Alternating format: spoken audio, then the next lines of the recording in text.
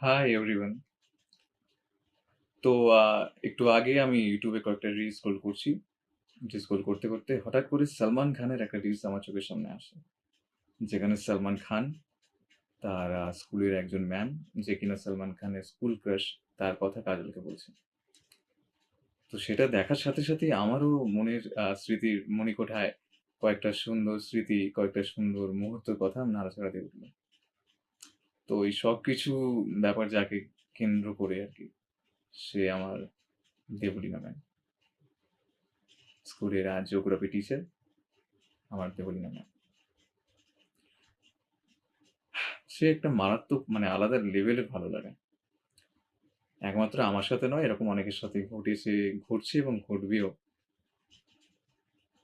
School ক্রাশে এই যে ব্যাপারটা, তো একদিন কি হয়েছে, জিওগ্রাফি ম্যাম, তো উনি একদিন একটা জিওগ্রাফির ম্যাপ পয়েন্টিং এর উপর একটা অ্যাসাইনমেন্ট টেস্ট অর্গানাইজ করেছেন।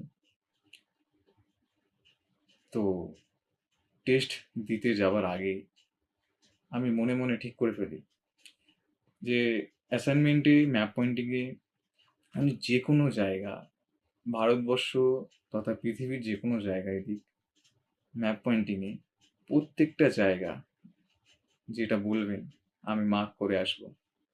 কেউ পারুক না পারুক, আমি সব কটা করে আসবো। এবং যথারীতি সেটাই হয়।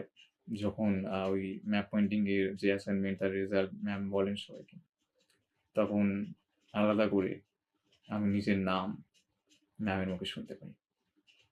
খুব ভালো ভালো কথা, কেন এটা আনএক্সপেক্টেড। যে জায়গাগুলো, মানে আমি এতটাই রিগারাস প্র্যাকটিস করেছি শুধুমাত্র জাস্ট টু ইমপ্রেস আর, যাকে বলা যায়। তো এটাই বলার যে আমরা অনেক স্ট্রাগল করি, অনেক জায়গায় অনেক কটা প্রবলেম আমাদেরকে ফেস করতে হয়। তো সেখানে যদি আমরা এইরকম কিছু কিছু পজিটিভ অ্যাম্বিয়েন্স, সেটা ভালো দিকেই বলবো, কিছু যদি পজিটিভ একটা অ্যাম্বিয়েন্স তৈরি করে ফেলতে পারি সব কিছু নেগেটিভিটির মধ্যে, তাহলে কিন্তু এগিয়ে যাওয়ার পথে অনেকটা ইন্ধন যোগায় এইসব ব্যাপারগুলো।